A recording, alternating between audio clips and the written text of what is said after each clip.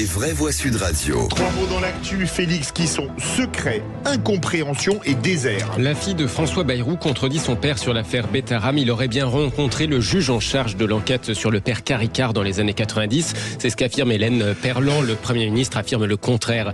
Deuil et incompréhension à Nantes. L'élève auteur des coups de couteau a été hospitalisé en psychiatrie. Depuis le mois dernier, près d'1 millier de contrôles de sacs ont permis de saisir 94 armes blanches, indique l'Éducation nationale.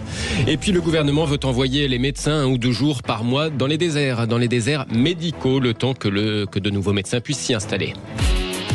Les vraies voix Sud Radio. François Bayrou avait toujours nié une rencontre avec le juge chargé de l'enquête sur les accusations visant le père Caricard. Depuis l'éclatement au grand jour de l'affaire Betaram, le Premier ministre, a fortiori, a toujours contesté avoir pesé dans la sortie de détention provisoire de l'ancien directeur accusé de viol. Le prêtre s'était ensuite suicidé en l'an 2000 à Rome où il avait rejoint sa congrégation. François Bayrou avait-il rencontré ou non le juge Mirande à l'époque de l'instruction? Les versions du Premier ministre et du magistrat divergent. Désormais, c'est sa propre fille qui contredit le chef du gouvernement. Selon Hélène Perlan, cette rencontre a bien eu lieu et en plus, elle aurait porté sur le fond du sujet couvert par le secret de l'instruction. La fille aînée de François Bayrou l'affirme chez nos confrères de Mediapart. Je peux vous confier quelque chose ?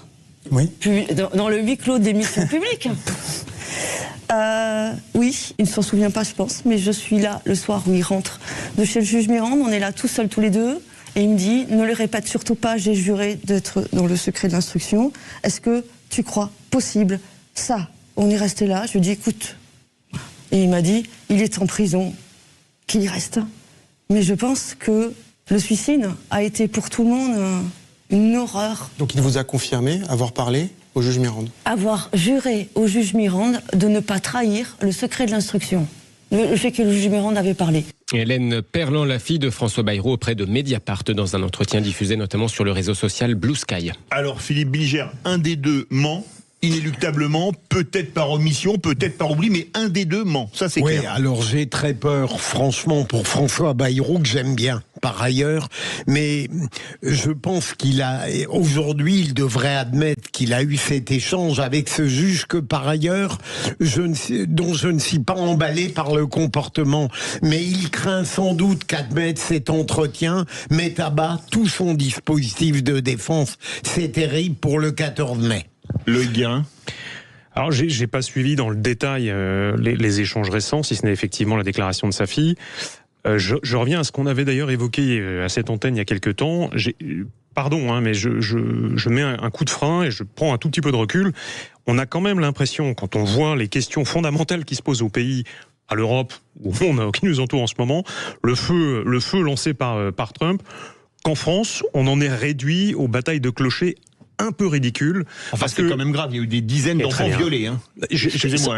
Non, mais ça change rien sur la gravité des faits. Ouais. Mais le fait qu'on en fasse une affaire politique, en revanche, à savoir si il a vu un tel, il a dit telle chose, il n'a pas dit telle chose, il y a 10 ou 15 ans de ça, me semble, personnellement, alors pas nécessairement tout à fait hors sujet, mais on va parler plutôt d'instrumentalisation opportune par certains pour essayer d'abattre le pouvoir en place. Alors, j'ai pas d'opinion sur le fond du dossier du tout. Et la justice fera son travail ou a fait son travail. C'est une affaire gravissime, je veux dire. C'est pas une affaire de corne-cul comme les diamants de Bokassa. J'ai quand même l'impression qu'on a changé sa nature. C'est-à-dire, ce qui concerne le Premier ministre est relativement... Pardon, mais me semble relativement anecdotique en termes d'implication. Il n'était pas maire à ce moment-là, il n'était pas ministre à ce moment-là. Non, mais c'est pour expliquer mon propos. Oui. S'il avait été ministre, s'il avait fait des entraves actives au travail de la justice, on serait dans le sujet. J'aurais aucune difficulté à ce que ça devienne un sujet politique. En l'occurrence, on est plutôt en train d'aller chercher le troisième personnage du cinquième rang du carrosse pour lui faire porter un scandale qui est réel, mais qui est quand même marginalement le sien. Mickaël Sadoun. Je suis 100% d'accord avec Loïc Guérin, c'est-à-dire c'est évidemment une affaire gravissime avec des implications humaines dramatiques, mais très franchement, dans la mesure où François Bayrou, visiblement, a une responsabilité qui reste à définir, mais qui semble quand même relativement limitée dans l'histoire, je trouve que notre débat politique est profondément corrompu par ce genre d'affaires pour lesquelles tout le monde se prend de passion, d'une manière que je trouve un petit peu glauque, à mon avis, et je préférais qu'on parle de politique publique. C'est peut-être plus chiant, ça demande peut-être un petit peu plus de connaissances que de se passionner pour des histoires morbides, mais je pense que ça profiterait plus au pays. Tout à fait mais il faut quand même que la justice passe dans cette affaire. Mais elle passera. Il faut l'espérer, parce que ça fait trop longtemps qu'elle a été...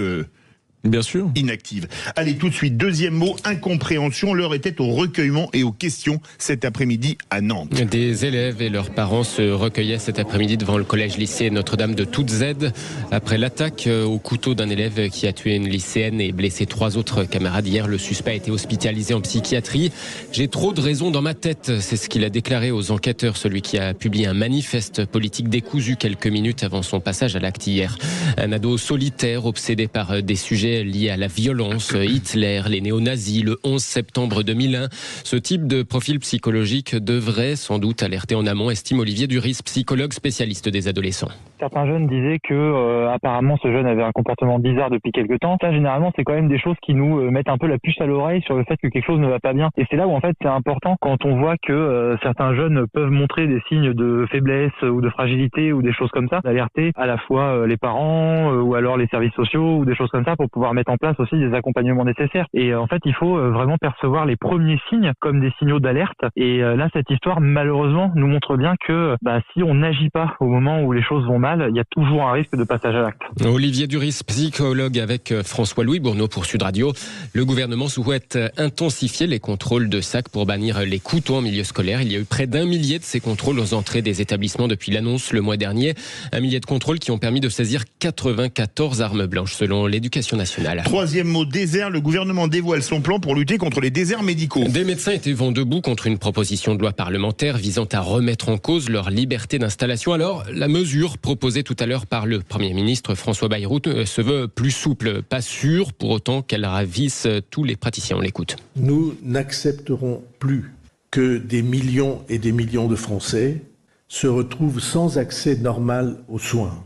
Et si chaque médecin se mobilise en solidarité, ne serait-ce que 1 ou 2 jours par mois, parfois quelques jours seulement par an, alors nous apporterons une solution originale et puissante, le temps que les quelques années qu'il faut attendre pour que le nombre de soignants formés augmente et pour que les autres mesures de ce pacte portent leurs fruits.